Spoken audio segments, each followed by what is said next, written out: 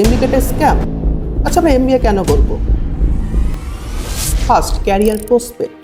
Corporate সেক্টরের জন্য কিন্তু একটা এমবিএ থাকলে কিন্তু আপনি এগিয়ে থাকবেন, কারণ কোম্পানি কিন্তু চায় যে আপনি বিজনেসের ইনসাইটটা বোঝেন, কারণ বিজনেস কিন্তু কখনোই প্রফিট ছাড়া সাস্টেইন করবে না।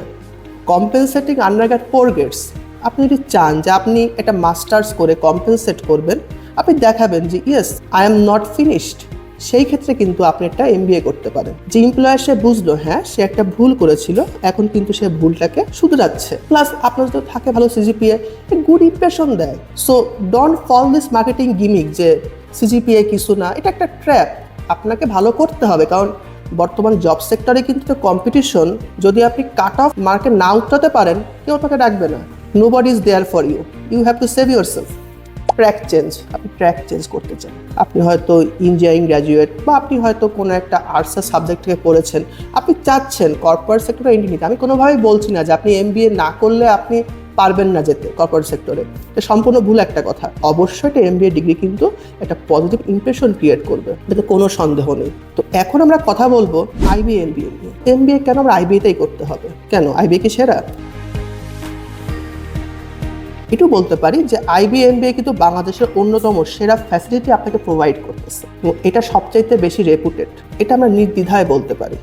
সো আইবিএমবিএ সার্কুলার যখন দেবে আপনি তখন অ্যাপ্লাই করতে হবে। এখন সার্কুলারটা কখন দেবে? নভেম্বরের লাস্ট উইক অর ডিসেম্বরের ফার্স্ট উইক আপনার পরীক্ষাটা হবে। তো এটাও বলে রাখি, অ্যাপ্লিকেশন ফি কিন্তু অ্যারাউন্ড 2000 বা তার থেকে কিছুটা বেশি। এখন প্রশ্ন, আইবিএর যে আমাদের অ্যাপ্লাই করবো কি থাকা লাগবে যোগ্যতা? প্রথমে, শিক্ষা জীবনে কিন্তু কোনো ক্ষেত্রেই তৃতীয় বিভাগ বা শ্রেণী গ্রহণযোগ্য হবে না। যদি আপনার 4 বছর মেয়াদি অনার্স না থাকে, যদি আপনার 3 বছর মেয়াদি থাকে ডিগ্রি, সেক্ষেত্রে আপনাকে একটা মাস্টার্স কিন্তু করতে হবে, এবং সিজিপিএ কিন্তু মিনিমাম 2.5 লাগবে 4-এর স্কেলে। এটা না হলে কিন্তু আপনি এক্সাম দিতে পারবেন না। এরপরে আসি, যারা ফরেন সিটিজেন বা ফরেন কোনো ভার্সিটি থেকে পড়েছেন, যদি আপনাদের জিম্যাট বা জেআরই এক্সাম দেওয়া থাকে, যদি আপনারা 75% মার্কস সিকিউর করেন, সেক্ষেত্রে কিন্তু আপনারা আইবিএ যারা পরীক্ষা নেয় সেই কমিটির সিদ্ধান্ত মোতাবেক কিন্তু আপনারা এক্সাম থেকে এক্সাম্ট হতে পারেন, বাট সেটা কিন্তু চেঞ্জ হয় এই ক্রাইটেরিয়াটা। এবং যদি আমরা দেখি যে এই এক্সাম যে টেস্টটা হবে, এখানে কিন্তু আপনাদের অবশ্যই রেজাল্টটা পাবলিশ থাকতে হবে একটা নির্দিষ্ট তারিখের আগে। সো যদি আপনার রেজাল্ট পাবলিশ না হয়, আপনি কিন্তু এক্সামে বসতে পারছেন না। এখন সিট কয়টা আইবিএতে? ফুল টাইম পার্ট টাইমের এক্সাম কিন্তু একসঙ্গে হবে। টোটাল সিট 180টা, ফুল টাইমে 120টা, পার্ট টাইমে 60টা। ফুল টাইম পার্ট টাইমের এক্সামের সময় কিন্তু যখন আপনি অ্যাপ্লাই করবেন, আপনাকে কিন্তু অবশ্যই বলতে হবে যে আপনি ফুল টাইমের জন্য অ্যাপ্লাই করছেন না পার্ট টাইমের জন্য করছেন। আপনি কিন্তু পরবর্তীতে এটা চেঞ্জ করতে পারবেন না। বাট যদি এরকম হয় যে আপনি চাকরি করতে যাচ্ছেন বা আপনার চাকরি হতে পারে সামনে, সেক্ষেত্রে কী করবেন? ওকে, গুড নিউজ ফর ইউ। যদি আপনি ফুল টাইমে ভর্তি হন, আপনি কিন্তু 1 সেমিস্টার পরে পার্ট টাইমের জন্য সুইচ করতে পারবেন, কিন্তু পার্ট টাইমে যারা আছেন তারা কিন্তু এই সুবিধা পাচ্ছেন, অর্থাৎ vice versa is not possible. তো এখন দেখে নেই আমাদের কি হতে পারে, আমাদের আসলে মার্কস ডিস্ট্রিবিউশনটা কেমন। আমাদের এমসিকিউ 70 মার্ক থাকবে। সো এখানে আপনার ইংলিশে 30 মার্কস, ম্যাথ 25, অ্যানালিটিক্যাল 15, আর রাইটিংয়ে 30, আর্গুমেন্টেটিভ 15, এসআর প্যারাগ্রাফ 15, এবং এক্সামের পর কিন্তু ভাইবা হবে। এখন ভাইবা আপনাকে কিভাবে ডাকবে? On cut mark basis students are selected for viva. এখন প্রশ্ন, ভাই কাট মার্কটা কি? এটা ভাই কি জিনিস?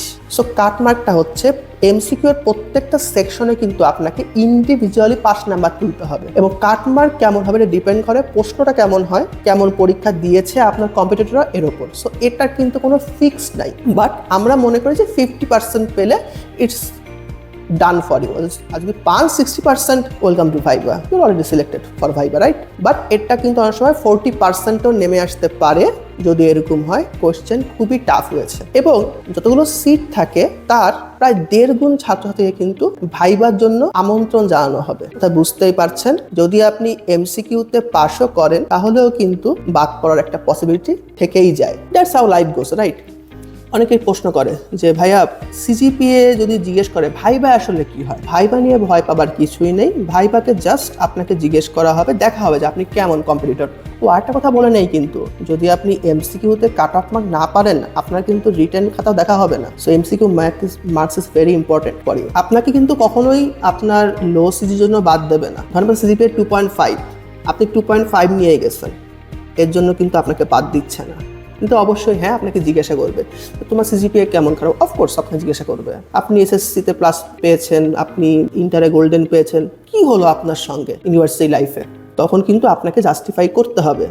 সো আপনি আপনার এক্সপিরিয়েন্স, আপনার কোনো ওয়ার্ক এক্সপিরিয়েন্স, জব এক্সপিরিয়েন্স বা আপনার লাইফে ফিলোসফি দিয়ে কিন্তু আপনাকে অবশ্যই তাদেরকে কনভিন্স করতে হবে, yes sir I did some mistakes in the past but right now I am fully prepared to start a new life. কখনোই কিন্তু এগুলো বলবেন না স্যার আমার শরীর খারাপ ছিল, আমার সঙ্গে অমুক হয়েছে অমুক হইতে পারে আপনার সঙ্গে, but nobody cares, nobody gives a shit about it, right? So always নিজের অ্যাকশনের জন্য নিজের রেসপন্সিবিলিটি নেন। সো এটা কিন্তু আপনাকে এগিয়ে রাখবে বাকিদের থেকে। এবং আর যারা আছে IB/MBA ভর্তি পরীক্ষা নিয়ে এবং বাকি অন্য সব ভার্সিটির MBA নিয়েও, আমরা সেগুলো নিয়ে পর্যায়ক্রমিকভাবে আলোচনা করব।